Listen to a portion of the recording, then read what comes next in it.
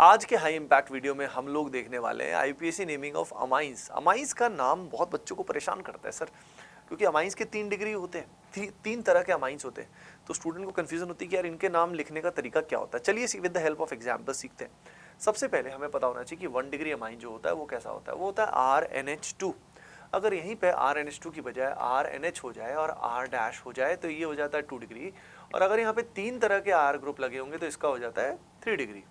अब बात ये है अमाइंस में जो सफिक्स लास्ट में लगता है, फंक्शन ग्रुप के लिए सफिक्स की जरूरत होती है, तो वो होता है अमाइन, दैट इज अमाइन। तो यहाँ पे these are primarily alkane amines. अब इनका नाम कैसे लिखते हैं? तो इनका नाम लिखना बहुत बहुत सिंपल है, कोई ज़्यादा डिफिकल्ट नहीं है।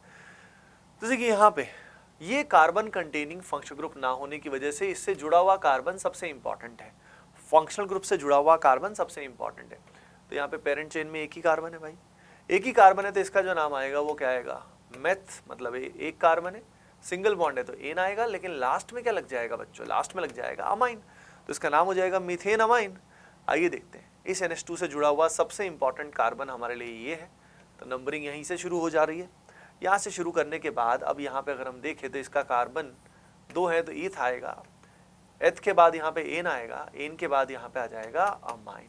तो इसका नाम जो है वो आ जाएगा ethane amine, as you can see very very clearly. अब यहाँ पे अगर हम देखते हैं इस पर्टिकुलर केस में, तो यहाँ पे हमारे पास ये नंबर 1 पे, ये नंबर 2 पे, ये नंबर 3 पे हमारे पास लोकेंट है मिथाइल। तो इसका नाम जो आएगा वो आएगा 2 मिथाइल। सबसे पहले हम लोकेंट के बारे में बताएंगे और उसके बाद 3 कार्बन है तो यहाँ पे आएगा प्रोप, प्रोप के बाद 1 पे ईन है और उसके बाद हमारे पास 1 पे ही अमाइन है। तो 1 यहाँ पे लिखना है कि नहीं लिखना डजंट मैटर, अमाइन के केस में फर्क नहीं पड़ेगा क्योंकि 1 पोजीशन ऑब्वियस होती है। इवन यहाँ पे इन के लिए भी प्रोपिन अमाइन डायरेक्टली भी लिख सकते हो, इन की पोजीशन भी ना लिखो तो भी चलेगा। अब तो 1 डिग्री में बहुत आसान है। मान लीजिए हमारे सामने कुछ ऐसा आ जाता है, we have something like this. यहाँ पे हमारे पास NH2 है और यहाँ पे हमारे पास ब्रोमीन है। अब हमें इसका नाम लिखना है, अब हमें इसका नाम लिखना है। सभी वीडियो को पॉज करके एक बार ट्राई करें, बहुत ही सिंपल है, नॉट डिफिकल्ट। तो इसमें ये कार्बन हमारे लिए सबसे इंपॉर्टेंट है बेटा। तो यहाँ पे नंबरिंग करोगे तो राइट से नंबरिंग करोगे ताकि इस पर्टिकुलर कार्बन को लोवेस्ट नंबर मिले। अब इसका नाम लिखना है तो सबसे पहले लोकेंट का नाम लिखना है। लोकेंट यहाँ पे क्या आएगा? लोकेंट यहाँ पे आएगा 4 ब्रोमो, 4 ब्रोमो के बाद 5 कार्बन है तो आएगा पेंट, सारे बॉन्ड सिंगल है तो फिर आएगा एन, और उसके बाद अमाइन कौन सी पोजीशन पे बच्चा?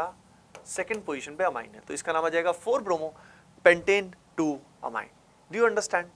इस तरीके से होता है। अब मान लीजिए हमारे पास 2 डिग्री अमाइन है, जैसे कि ये पर्टिकुलर केस है। अब क्या करें? तो इसमें दोनों तरफ चेन्स है, हमें पेरेंट चेन कौन सी लेनी है? ऑब्वियस सी बात है, जहां पे नंबर ऑफ कार्बन ज्यादा है तो नंबर ऑफ कार्बन इधर ज्यादा है, ये हमारी पेरेंट चेन है, यानी ये हमारा लोकेंट है। अब इस लोकेंट को हम कैसे लिखेंगे? इसको लिखेंगे एन मिथाइल। एन क्यों लिखा भैया? क्योंकि नाइट्रोजन से जुड़ा है तो एन लिखेंगे, और क्या लिखेंगे? तो एन मिथाइल है और उसके बाद फिर 2 कार्बन है तो एच, फिर आएगा एन, फिर आएगा अमाइन। तो N methyl ethane amine is the, N methyl ethane amine is the correct answer. यहाँ पे अगला सवाल अब आप इस बेसिस पे कर सकते हो इन अ वेरी सिमिलर वे। जैसे आप देख सकते हो यहाँ पे दोनों में से पेरेंट चेन लेफ्ट वाला रहेगा बिकॉज उसमें नंबर ऑफ कार्बन 3 है। ये हमारा लोकेंट है तो इसको मैं क्या लिखूंगा? इसको मैं लिखूंगा एन इथाइल, एन इथाइल के बाद फिर आएगा प्रोप क्योंकि 3 कार्बन है, फिर आएगा N and then that will be amine, that will be amine. चलो आज का YouTube होमवर्क जो है जिसमें देखते हैं किस किस बच्चे का सही होगा एंड उसका कमेंट भी पिन किया जाएगा, ये इसका जवाब आपको कमेंट सेक्शन में बताना है, ठीक है? गलती इसमें होने के एक चांस है तो गलती मत करिएगा, देखते हैं किस किस का सही है।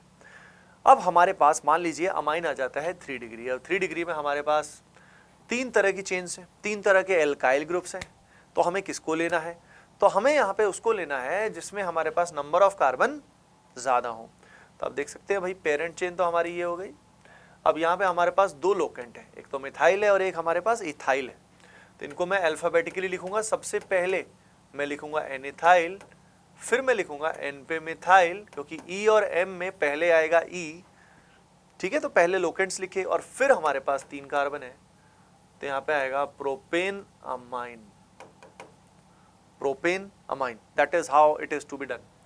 अब उसके बाद अगर हम यहाँ पे देखते हैं बेटा तो अगले वाले केस में अगर आप देखोगे तो यहाँ पे हमारे पास 1 2 है, ये सबसे लंबा है, और यहाँ पे इन दोनों में देखें तो दोनों लोकेंट सेम होने की वजह से यहाँ पे आएगा N, डाई मिथाइल, और उसके बाद कार्बन हमारे पास 2 हैं तो यहाँ पे आएगा इथेन अमाइन।